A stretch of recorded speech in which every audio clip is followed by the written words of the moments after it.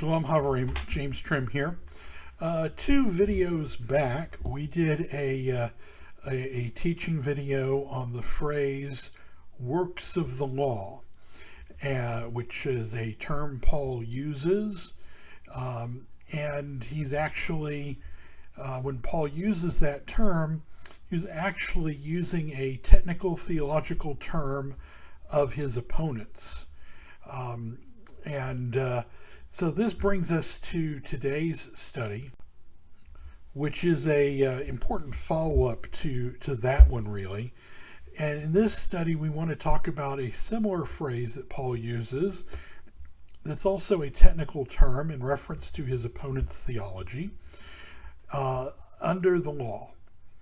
So before we get started, I want to encourage everybody to please, first of all, donate to support these videos, the research that we're doing, and the blogs that we're writing, and the online commentaries that we're producing at NazareneSpace.com and NazareneSpace.com/blog. And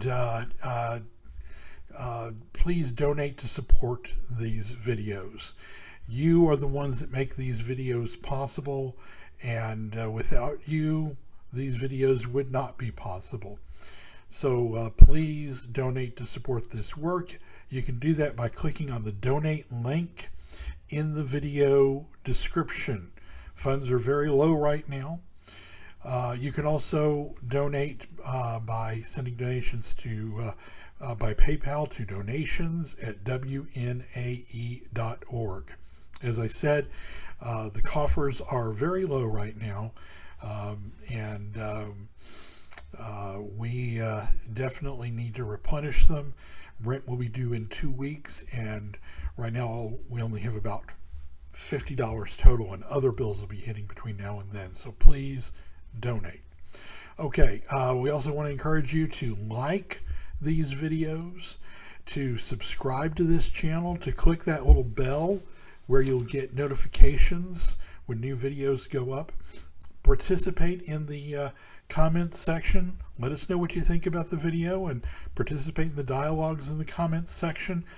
All of these things are things that YouTube looks at in the YouTube algorithm to decide which videos to recommend to new viewers. And so we like to certainly get exposed to new viewers, and you can also help us with that by sharing these videos on social media, Facebook, Twitter, etc. All right, so as usual, we have handouts where you can follow along on this video, and the link to that is in the video description. It's a PDF file that you can print. And so we're going to be talking today about this phrase, under the law.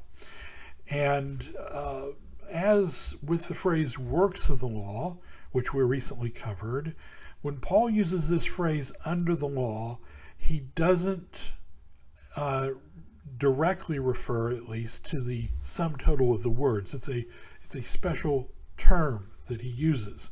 It doesn't refer to the law itself, just like works of the law doesn't refer to the law itself. So under the law, we're going to talk about what it means, but let's look at how this phrase is used. It's a phrase that only Paul uses in the so-called New Testament. It appears only 12 times in the Greek New Testament. Romans 3:19, now we know that what things soever the law says, it says to those who are under the law, that every mouth may be stopped, and all the world may become guilty before God. Romans 6:14-15, for sin shall not have dominion over you, for you are not under the law, but under grace.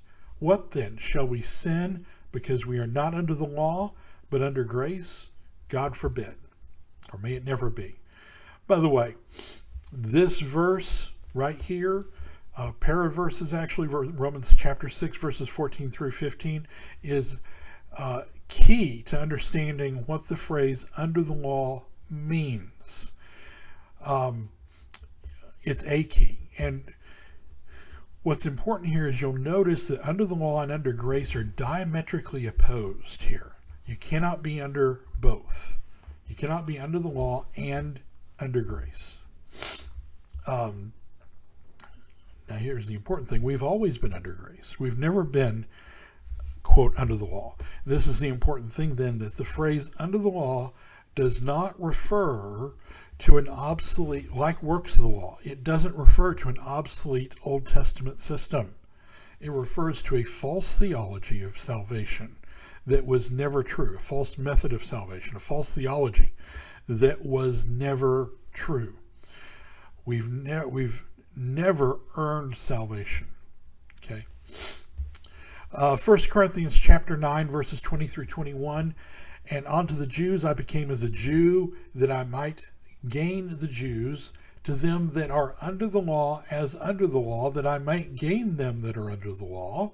To them that are without law, as without law, being not without law to God, but under the law to Messiah, that I might gain them that are without law.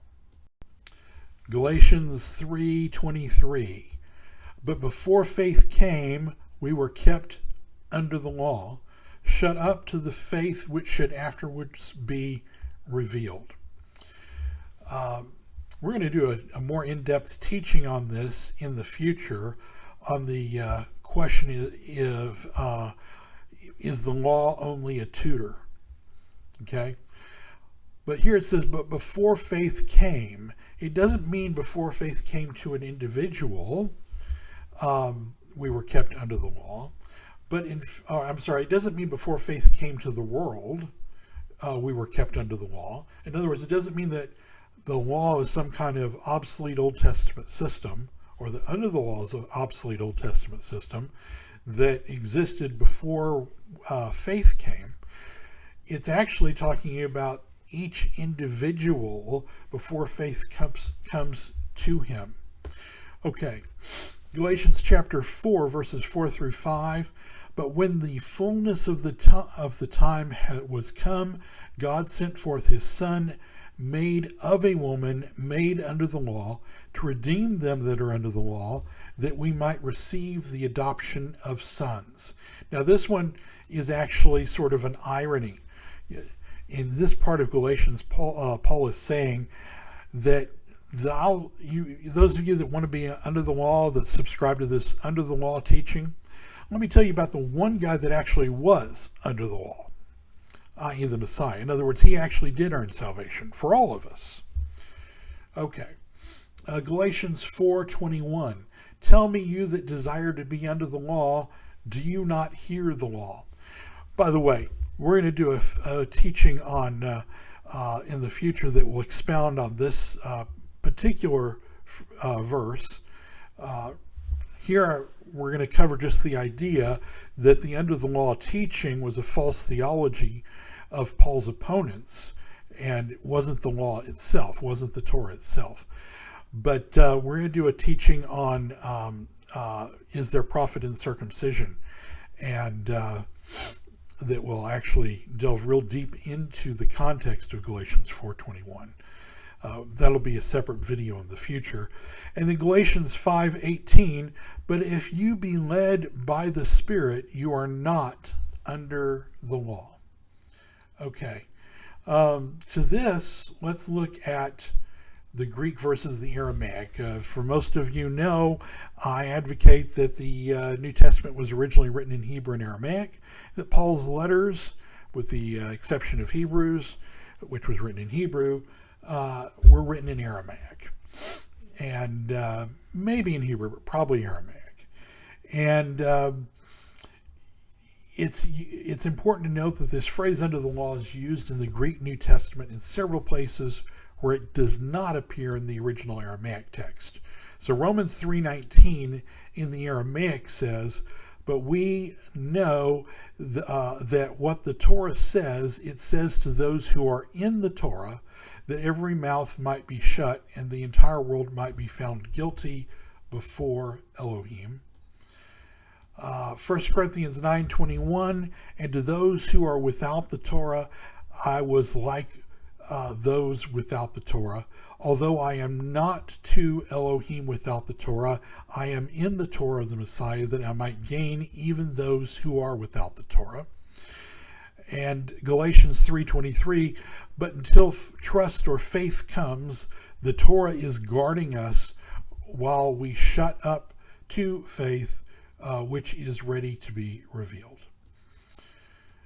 So each of these passages are passages where the Greek translator read under the law into the text, though it wasn't actually in the original Aramaic. So how should we understand this phrase under the law? In the other 9 instances where it does appear in both the Aramaic and in the Greek, which is our next handout, the Aramaic and the Greek. And as I said before, Romans 6, chapter 6, verses 14 through 15 really gives us the basis for understanding this phrase under the law. For sin shall not have dominion over you, for you are not under the law, but under grace. What then? Shall we sin because we are not under the law, but under grace? God forbid. Or literally, it's in the Aramaic, it means may it never be. Okay, the word God doesn't actually, Elohim or Eloah doesn't actually appear there. In the Greek also, it's just a word that means absolutely not. Okay, 1 Corinthians chapter 9, verse 20, and on to we already covered these. So, as I said, the phrase is best understood using Romans chapter 6, verses 14 through 15, and which means that under the law and under grace are diametrically opposed. You can't be both. So, as we indicated, this is very similar to the words, the term works of the law. In fact, it's used in Galatians and Romans primarily, as works of the law is. And it's really referring to a technical term that refers to a halakhic dispute that existed between Pharisees and Essenes, and in which Yeshua and the Nazarenes generally agreed with the Pharisees against the Essenes on the issue. The Pharisaic view, this is actually has to do with whether man is positionally under the Torah, or if the Torah is positionally under man and man is over the Torah. In other words,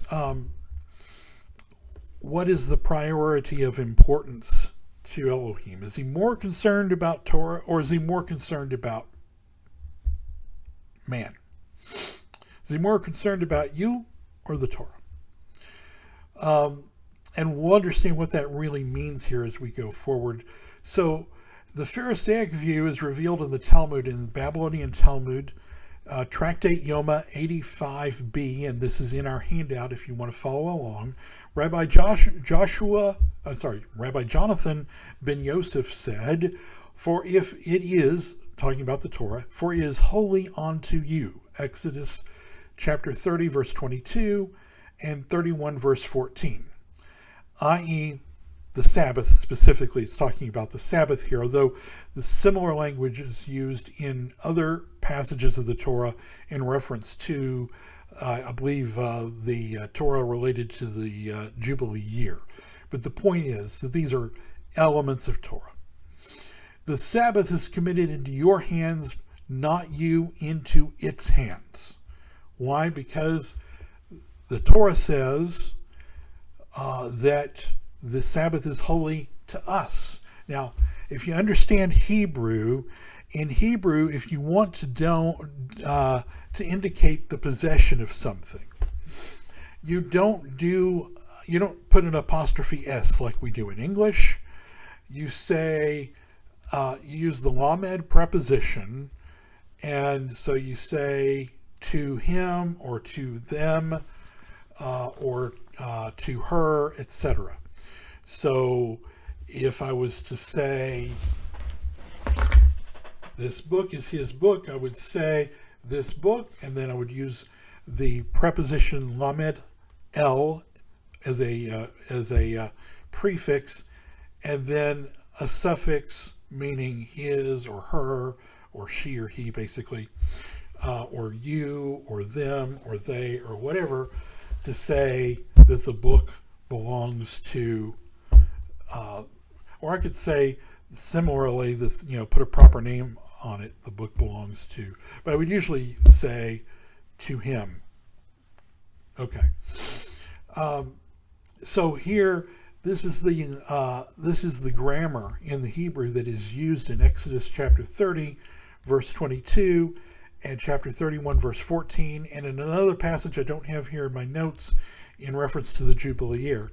So that it's saying that the Sabbath belongs to us, like this book belongs to me, and that the Jubilee belongs to us. And from that we can draw, based on one of the rules of Hillel, of building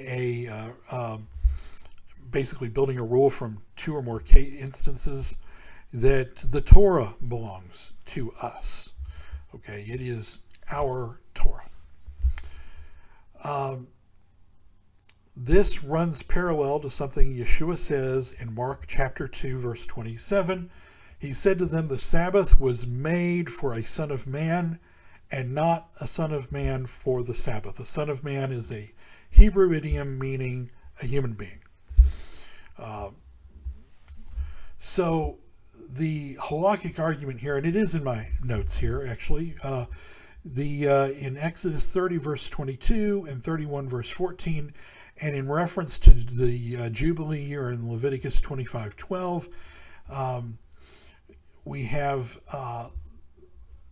instances here for two different elements of Torah, that these elements of Torah belong grammatically to us. Okay, they are ours. And based on the fourth rule of Hillel, building a rule on two or more passages, we can generalize this principle from the Sabbath in specific and the Jubilee year in specific to the Torah in general, that the Torah is positionally under man. We are Lord over the Sabbath because we own the Sabbath. It was made for us. We are over the year of Jubilee because it was made for us. We are over the Torah because Elohim made the Torah for us. And so this gives us the Pharisaic principle as indicated. This is what not only are we seeing this literally from looking at the Torah, but this is what Babylonian Talmud Yoma 85b is teaching us, and it's the same thing that Yeshua is teaching us in Mark chapter 2, verse 27, that man is not under the Torah is under man. Now, unlike the Pharisees and Yeshua, the Essenes had a completely different view on this. Josephus writes in Wars of the Jews, Book 2, Chapter 8, Section 9, talking about the Essenes, it says, they are stricter than any other of the Jews in resting from their labors on the Sabbath day. For they not only get their food ready the day before, that they not be obliged to kindle a fire on that day, but they will not remove any vessel out of its place, nor go to stool thereon. In other words, they won't even leave their place to go to the bathroom, to the latrine. Okay. There's a lengthy discussion of the Sabbath in the Damascus document. I'm only going to include some key points here. Reading over the Damascus document, chapter 10, verse 14 through 11:18. No man shall eat on the Sabbath day aught save that which is prepared or perishing in the field, nor shall one eat or drink unless in the camp. If he was on the way and went down to wash, he may drink where he stands, but he shall not draw into any vessel. No man shall walk after the animal to pasture it outside his city more than 2,000 cubits. None shall lift his hand to smite it with his fist. If it be stubborn, he shall not remove it out of his house. No man shall carry anything from the house to the outside, or from the outside into the house. And if he be in the vestibule, he shall not carry anything out of it, or bring in anything into it. Let not the nursing father take the sucking child to go out to or to come in on the Sabbath. No man shall help an animal in its delivery on the Sabbath day. And if it falls into a pit or ditch, he shall not raise it on the Sabbath day. Yeshua specifically addresses this in Matthew chapter 12, agreeing with the Pharisees against the Essenes, that which one of you, he says, wouldn't rescue an animal from a pit on the Sabbath. And if any person falls into a place of water, this is what we really want to get to. Excuse me. If any person falls into a place of water, or into a place of ... the worms ate that little piece, he shall not bring him up by a ladder or a cord or instrument. No man shall offer anything on the altar on the Sabbath, save the burnt offering of the Sabbath, for it is written, accepting your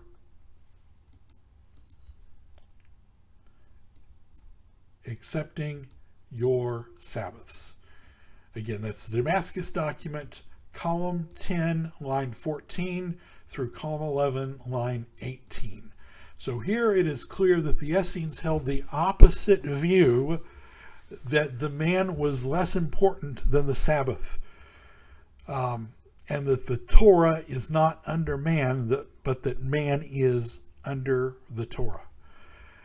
Yeshua's halakha took this a step further when he and his Talmudim were accused of violating the Sabbath for a matter of health, but where a human life was not at stake. He said, and I'm quoting from Matthew chapter 12, verses 7 through 13, "But if you had known what it means, for I desire mercy and not sacrifice," Hosea 6:6, "you would not have condemned the guiltless. For the Son of Man is Adonai even of the Sabbath. And when he is passed over from there, he entered into their synagogue. And behold, a man which has had his hand withered, and they asked him, saying, Is it lawful on the Sabbath to heal the sick? And all this was that they might accuse him before the Beit Din. And he said to them, What man among you, having one sheep that fall into a pit on the Sabbath, will not lay hold on it and lift it out? Here he's referring directly to the Damascus document and the Essene false theology. And is not a man better than a sheep? This is kind of interesting wording here in the Hebrew. It says, is not a man more, tov than a sheep? And this is actually Kol Vechomer, the first rule of Hillel, reasoning. Is not a man better than a sheep? So if we would do this for a man, how much more so for a sheep? How much more so for a man? So he says, therefore it is lawful to do good on the Shabbat, or to do tov. So in the Hebrew, the word better is tov and the word good is tov. So it's directly taking this idea of tov from the premise to the conclusion in verse 12. Then said he to the man, Stretch out your hand. And he stretched it out, and it was restored to health like as the other. So Yeshua is basing this teaching on Hosea 6:6, for I desire mercy, or chesed in Hebrew, not sacrifice, and the knowledge of Elohim rather than burnt offerings. Chesed is a Hebrew word that means mercy, grace, undue favor, loving kindness. From this verse, we learn that any matter of chesed overrides the sacrifices. This is important because we know that the sacrificial offerings override the Sabbath because they are performed on the Sabbath despite the fact that they involve acts normally prohibited on the Sabbath. This is why Paul contrasts under the law with under grace. In other words, he's contrasting under the Torah with under chesed. In Yeshua's day, at least some Pharisees seem to have agreed with his Hosea 6:6 based under chesed or under grace teaching. In Matthew, we read an account of Yeshua being questioned by a certain Pharisee. In Matthew, reading from Matthew chapter 22, verses 34 through 40. But when the Parashim heard that he had silenced the Sadducees or the Zedekim, they took counsel together, and one of them, which was a doctor of the Torah, asked him and tested him and said to him, Rabbi, which is the greatest commandment in the Torah? And Yeshua answered and said, You shall love Yahweh your Elohim with all your heart, with all your nephesh, and with all your might. Deuteronomy 6:4. This is the greatest commandment in the whole Torah. And this is the first, but the second is like it. You shall love your neighbor as yourself. One of these two, on these two commandments hang all the Torah and the prophets.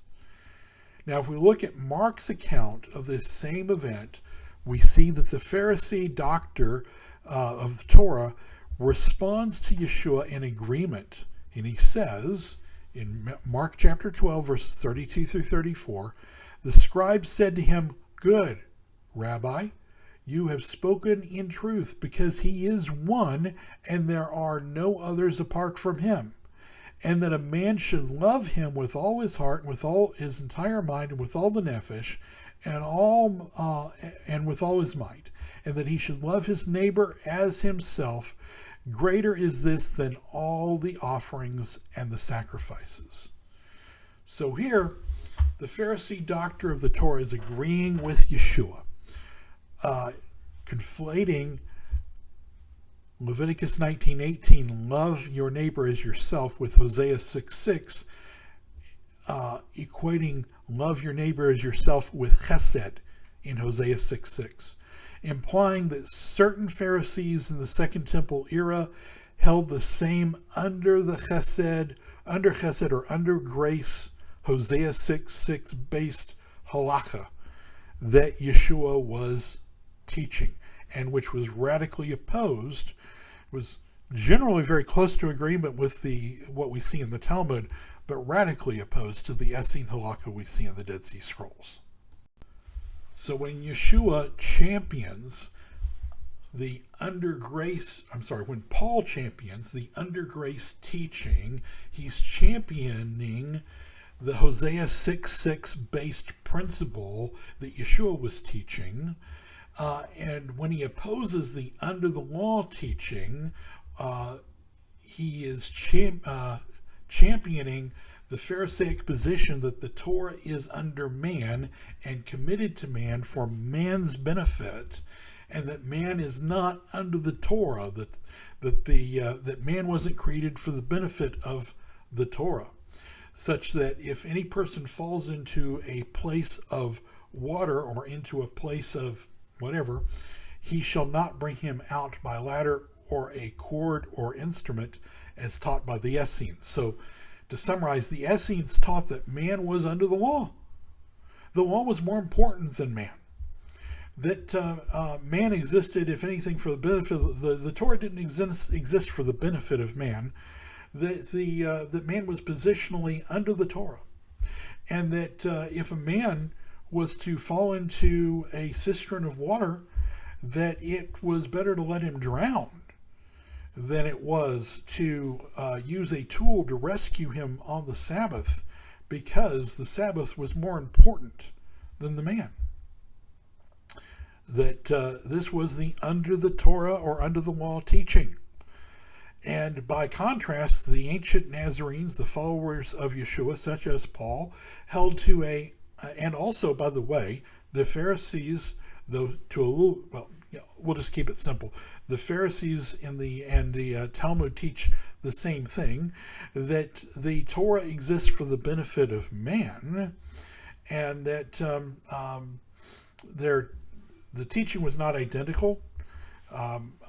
We've done a different teaching on this in the past, another video on this, on Yeshua's halakha. But generally speaking, the Pharisaic halakha saw man positionally as above the Torah. The Torah was positionally below man because, as Tractate Yoma in the Talmud 85b says, that the Torah was committed into our hands and not us into its hands. And so the Torah exists for our benefit and was committed in our hands. We were not committed into its hands, so that we are not under the law.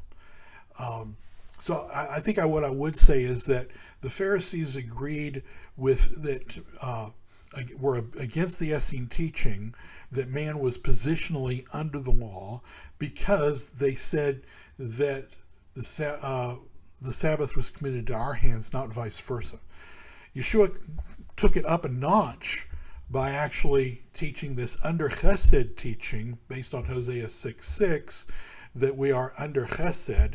There's great ramifications to that in Yeshua's halakhic teaching as well.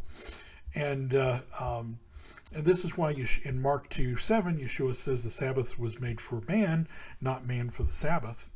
Therefore, man is Lord over the Sabbath, or a son of man is Lord over the Sabbath, which means a human being. It's a Hebrew idiom. So when Paul teaches that we are under grace, he's teaching that we are under chesed, not under the Torah, because we're not positionally under the Torah.